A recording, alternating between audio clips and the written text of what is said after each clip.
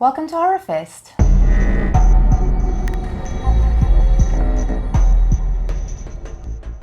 A Quiet Place. All right.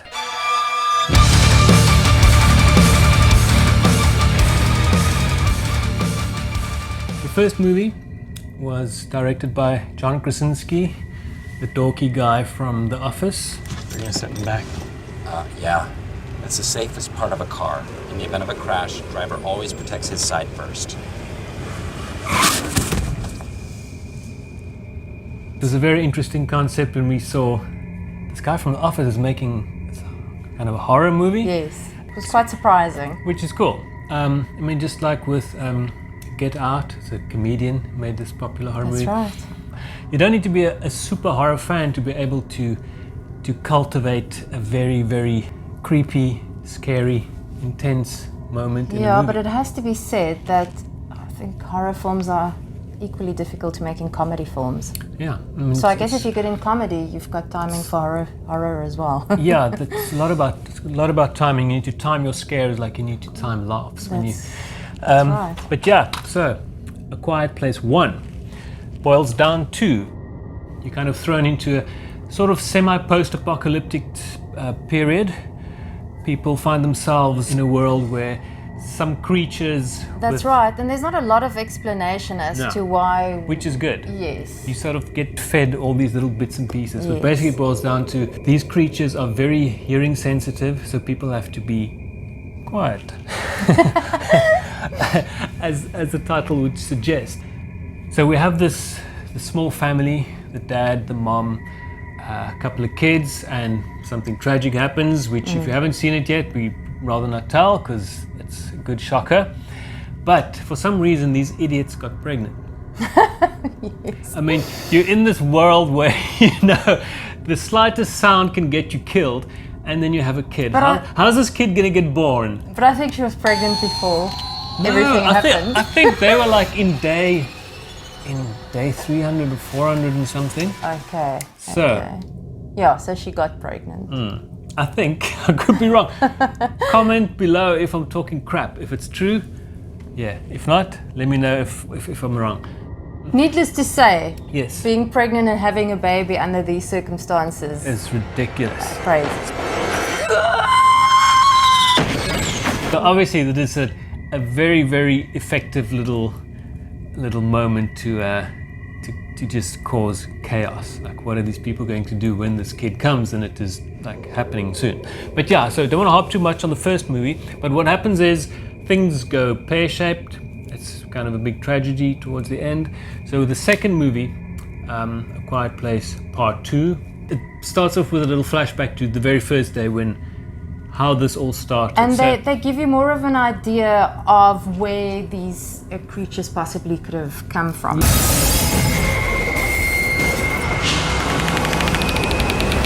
I mean, if you've seen the first one, it's kind of a lot of it's self-explanatory. Yes. So when this happened, I was thinking they need to do something, because we all know what's happened, what the deal is. It was all very mysterious, these creatures. How do you defeat them?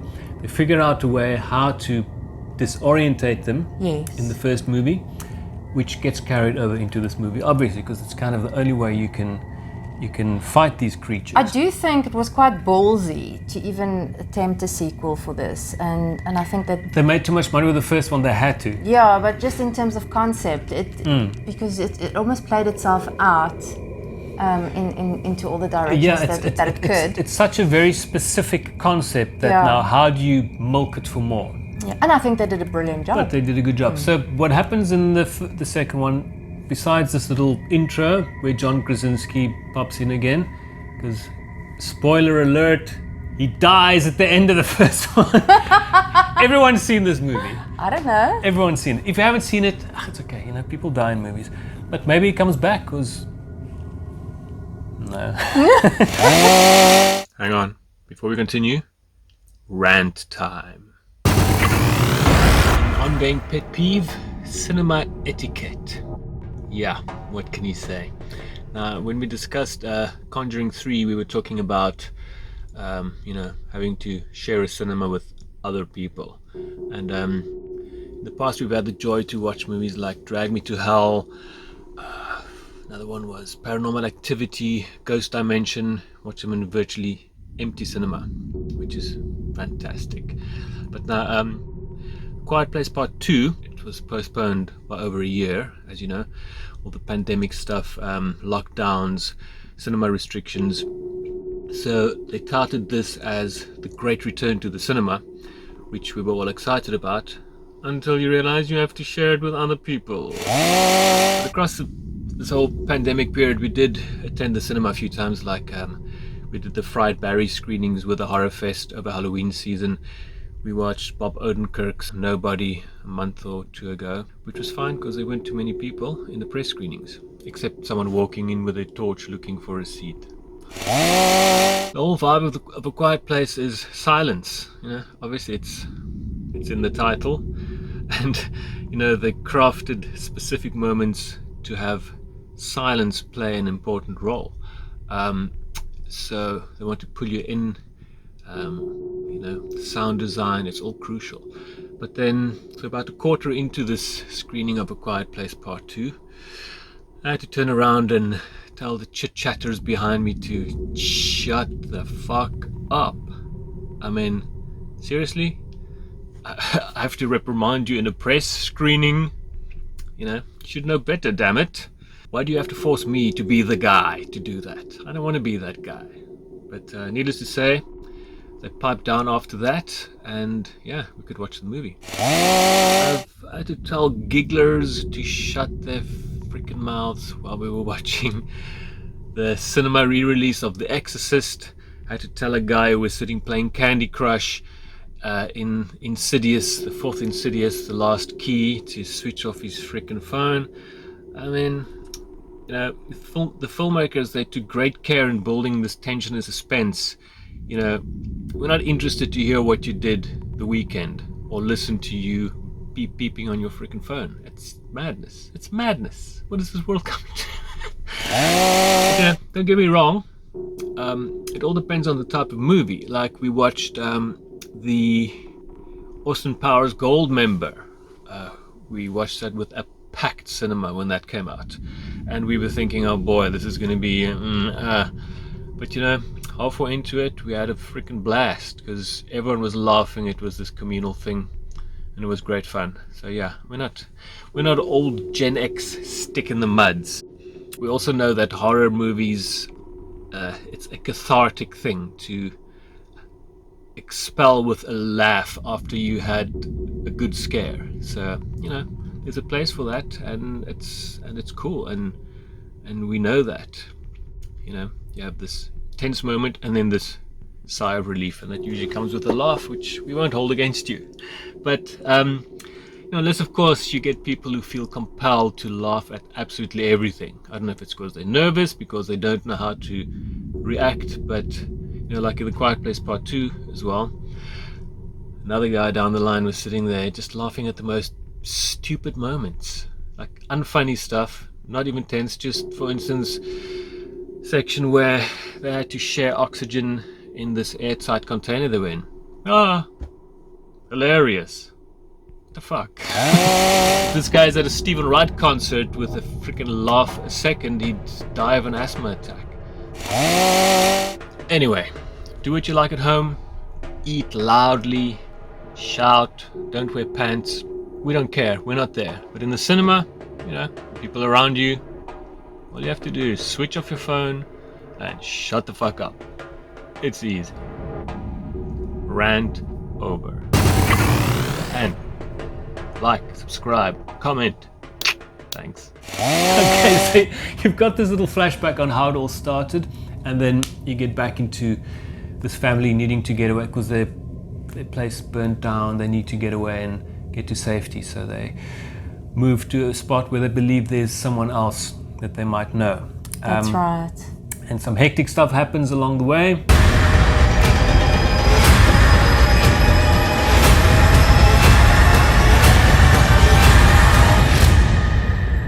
And I think what the second movie brings, whereas you get sort of you get like a kind of a solution in the first one, it expands on the idea of the solution. And there's a nice little twist in terms of where we end up with the solution. It's not expected, you don't expect it.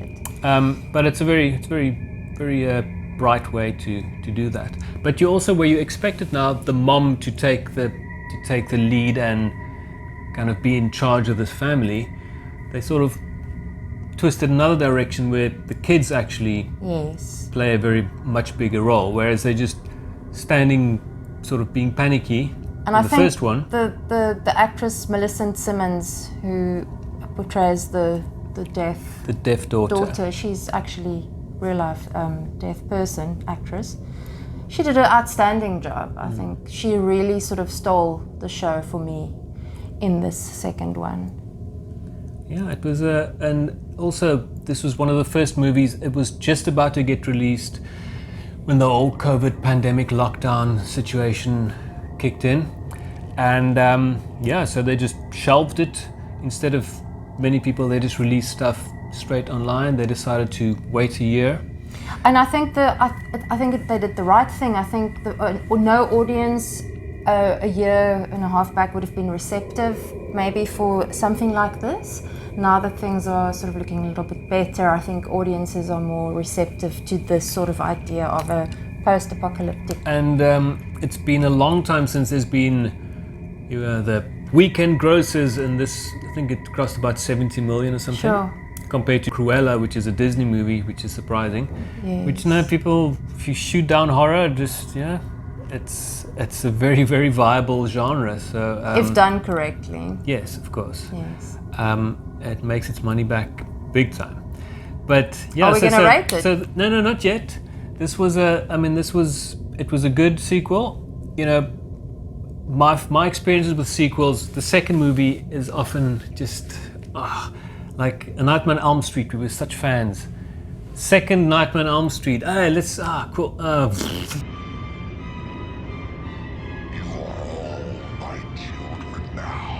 It was fucking But I mean, if terrible. you look at the Terminator franchise, but sequel was much better. But it's not a horror movie. No. But sequels it's very touch and go, because it's usually a cash in, like Little Mermaid, then Little Mermaid 2 straight to video. Loads of movies. The other day I went through a file of movies, DVDs, and I saw that I have what was that movie with Jennifer Lopez? Oh, The Cell. The Cell.